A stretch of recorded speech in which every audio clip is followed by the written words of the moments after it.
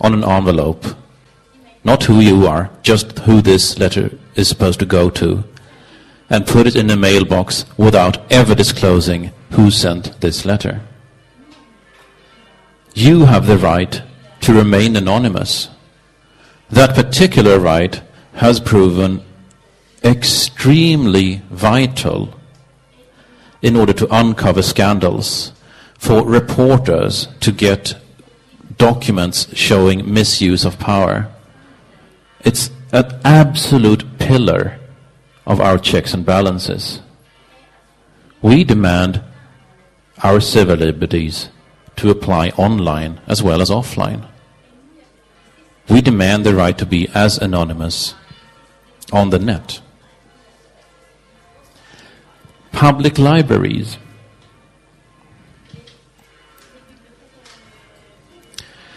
Public libraries arrived in 1850 in the UK. I'm not sure when they came to Italy, but I'm using Great Britain as an example here.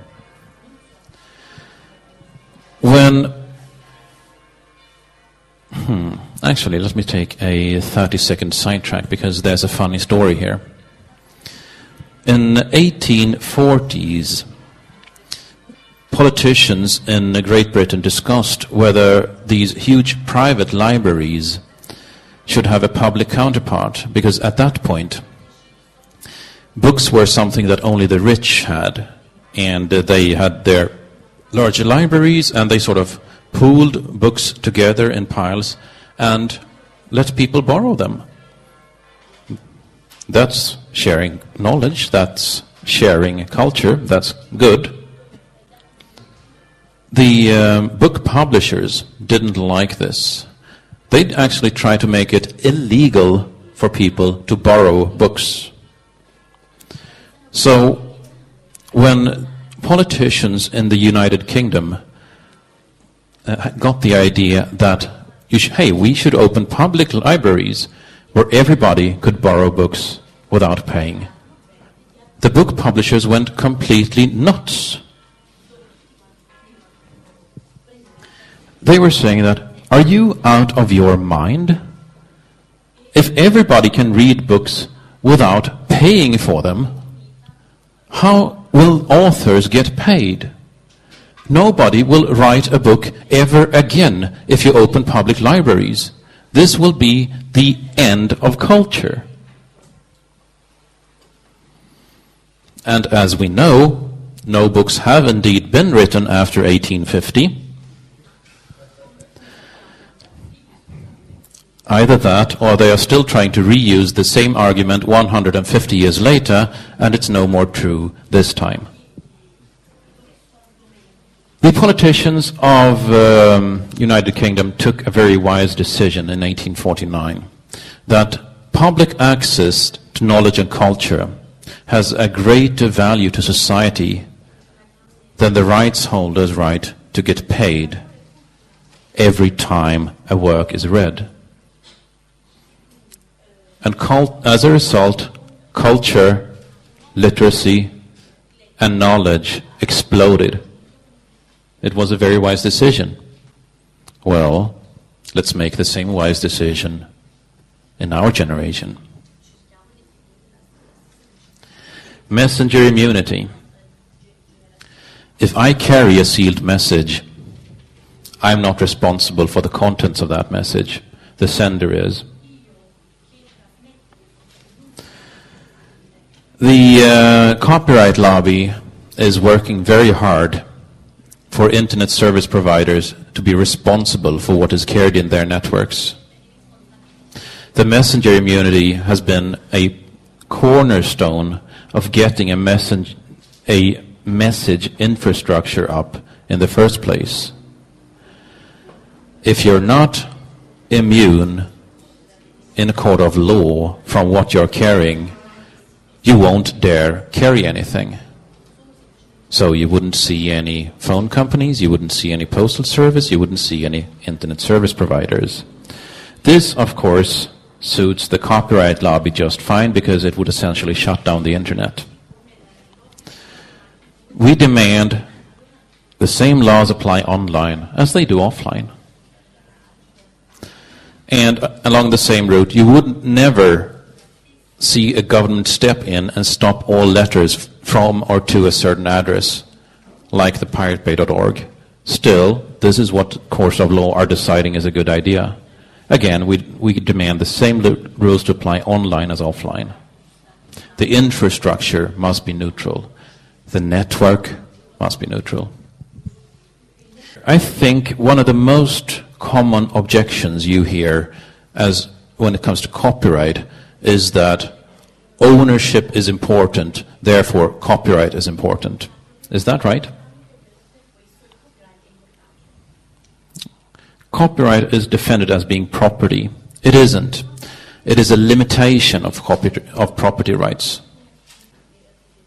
Now, that doesn't mean you can't say copyright is good. You just cannot say copyright is good because property is good.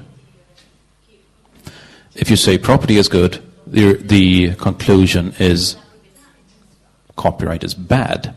So, let's explain why. If I buy a chair from drawings at an assembly plant. I have the receipt right here. This is my chair. I can look at how it's manufactured, make a copy, sell that copy. That's perfectly natural for property. This is my property. I can do that. I can take it apart and use the wood for other projects. That's perfectly natural. Again, it's my property. I can take it apart. I can do whatever I want with the parts. I can put this chair out on the patio for neighbors to sit in. I can even charge them for sitting in it if I like. Again, that's perfectly normal. This is my property. I have the receipt. Now, if I buy a DVD made from drawings at an assembly plant, I can't do any of this because the copyright monopoly limits what I can do with my property. That doesn't automatically mean that copyright is bad. It does, however, mean that you cannot defend copyright from the standpoint that property is good. So copyright is a government-sanctioned, private, commercial monopoly. Has nothing to do with property rights. So looking at how we did this. The generation growing up right now communicates faster, more efficiently, and on a larger scale than any generation before it. That means basically that we can run in circles around the establishment's news reporting. And more importantly, old media, and with old media I mean newspapers, radio and television. Old media is no longer needed to get ideas out. And that's a key difference to succeeding today. If people today like an idea, if they want to write about it, it's going to spread like wildfire without one single newspaper writing about it. So, give you a couple of numbers. Our election budget in total was 50,000 euros. Most of that went to printing folders, flyers, T-shirts, things that made us visible in the streets. And we got that money from many, many small donations. People donating on the order of between 2 and 10 euros a month. We don't have one single large donor. We don't have any state funding, public funding. Whereas the budget, election budget of the other parties in parliament was 6 million. And we beat them. We beat them. This, if nothing else, shows that the rules of the game have changed completely.